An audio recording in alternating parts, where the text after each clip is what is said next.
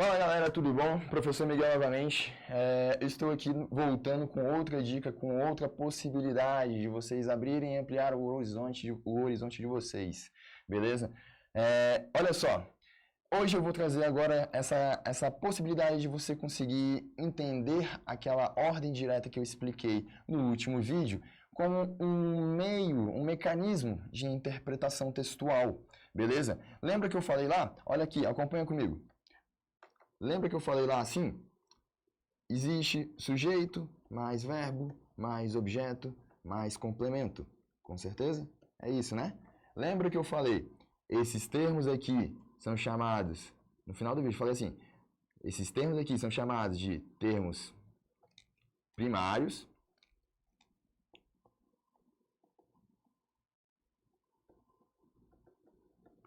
Né? Para interpretação. E esses aqui vão ser chamados de termos, olha, opa, tô querendo escrever matemática aqui já, com números, secundários.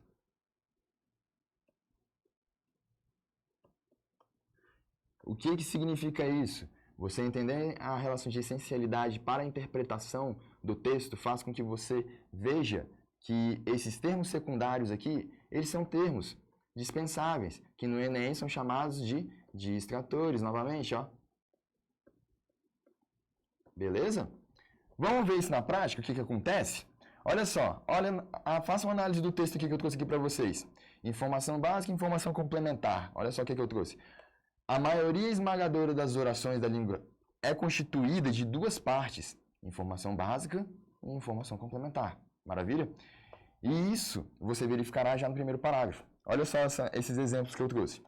A informação básica é constituída por aquilo de que estamos falando.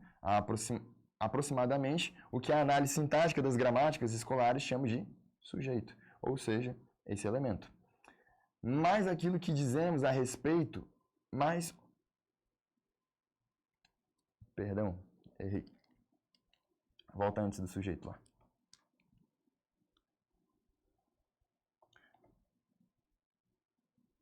A informação básica é constituída por aquilo de que estamos falando. Ou seja, aproximadamente o que a análise sintática das gramáticas escolares vai chamar de sujeito, beleza?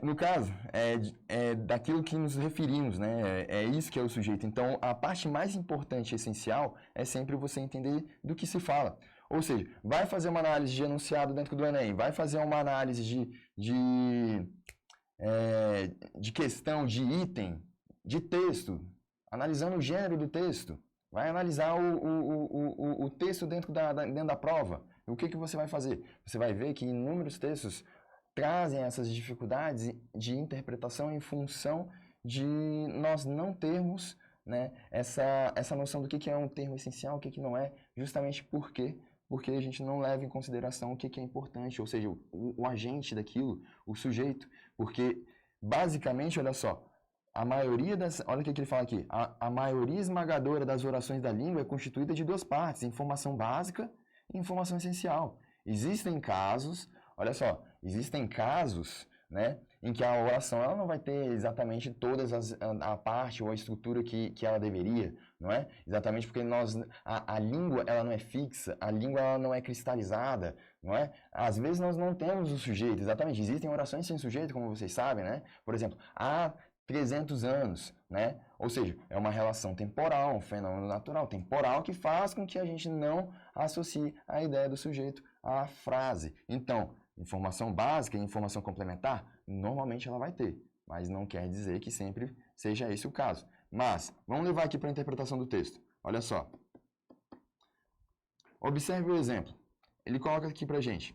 A Rotafio, maior fabricante de autopeças do Brasil, vinha latindo muito pela TV. Olha o verbo aqui, ó. Quem vinha latindo muito? A Rotafio. Esse elemento entre vírgulas aqui que ele fez é um elemento complementar da oração? É um elemento complementar. O que ele faz aqui? A Rotafio, maior fabricante de autopeças do Brasil. Está explicando o substantivo que veio antes, não é? Então ele é um aposto, correto? Maior fabricante de autopeças do Brasil. Maravilha. O que a gente faz na hora da interpretação do Enem? Gente, muitos professores vão falar para vocês assim, olha só para mim. Muitos professores vão chegar e vão falar assim, leia as vírgulas. Faça uma leitura fluida, que isso talvez faça com que você consiga interpretar melhor, consiga entender melhor. Eu vou falar as coisas para vocês, às vezes, de um jeito diferente. Reparem bem essas vírgulas e a forma com que ela está colocada dentro das orações, e você provavelmente vai conseguir perceber o como você pode descartar determinados elementos. Por exemplo, vamos lá, olha aqui. Maior fabricante de autopeças, lê sem ela. A Rotafil vinha latindo muito pela TV. A parte que você precisa prestar realmente atenção, ela está aqui. Esse elemento aqui, ele é complementar, ele é simplesmente um acessório, ele é descartável. O que é um elemento acessório? É tipo nossos brincos, né? Você tira ele ali, caso você use, né? Não deixa de ser você, o essencial está ali. Olha só, vamos continuar. A Rotafil vinha latindo muito pela TV, numa série de propagandas com cães amestrados. Por que ele não sublinha essa parte aqui? Por quê? Porque é um adjunto adverbial, né? Numa série de propagandas com cães amestrados, de lugar, tá? De posição, né? Na semana passada, olha só, outro elemento distrator, que a gente vai chamar de adjunto adverbial temporal, beleza? Olha só, na semana passada, bombardeada também pelas crises, a empresa estava mais preocupada em acelerar um programa de redução de despesas nas suas unidades. Ok, tá vendo que ele grifou esse elemento todo? Porque isso aqui é a oração principal. Agora ele está falando já de uma questão um pouco diferente. Ele não está falando mais de um período simples. Ele está falando de um período composto. Miguel, mas a gente pode ver termos essenciais e termos acessórios dentro do período composto? Podemos. Como? Repara aqui, eu não falei que existe o sujeito, verbo, objeto no período simples?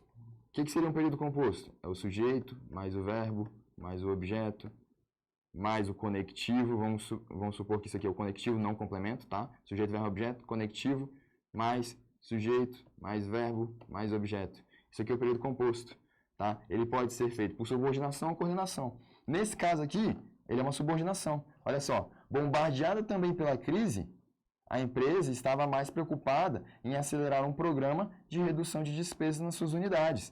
A oração principal aqui, ela traz a informação principal. A subordinada, nesse caso, né?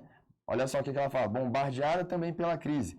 Ao ser bombardeada pela crise, olha só a relação temporal aqui marcada, que é dispensável, tá? Ó, a empresa estava mais preocupada em acelerar um programa de redução de despesas nas suas unidades. É muito mais fácil você olhar diretamente pelo que é a oração principal, se você sabe reconhecer ela, beleza? Nesse caso aqui, ó, ela está reduzida, por isso que você não vê o conectivo, tá?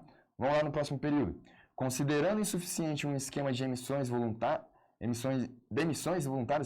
considerando insuficiente um esquema de demissões voluntárias lançado no mês passado, a Rotafil demitiu 1.000 de seus 12.000 empregados. Olha só o que acontece aqui. Vamos fazer a inversão, porque isso aqui é uma prática das orações adverbiais, né? Faz inversões.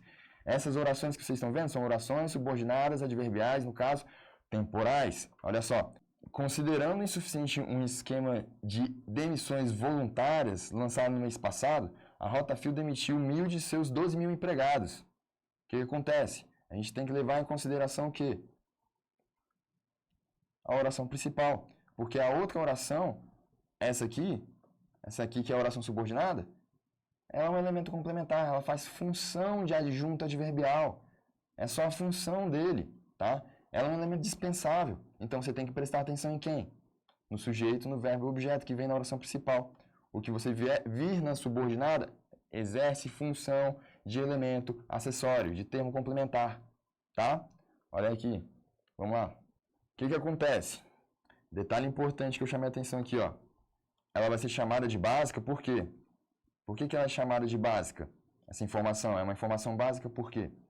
Ele fala, não porque seja obrigatória a informação principal, mas porque tem autonomia sintática. Quem tem autonomia sintática é quem? É a oração principal, beleza? Então, quem não vai ter autonomia sintática será a oração subordinada. Perfeito?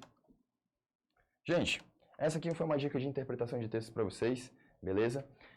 Novamente, é sempre um prazer estar com vocês, é um prazer para mim estar conseguindo passar alguma coisa, tá? No sentido de conseguir fazer com que vocês possam ter uma possibilidade de ver com outros olhos a prova do Enem e com outros olhos também a interpretação da linguagem na nossa própria vida, tá?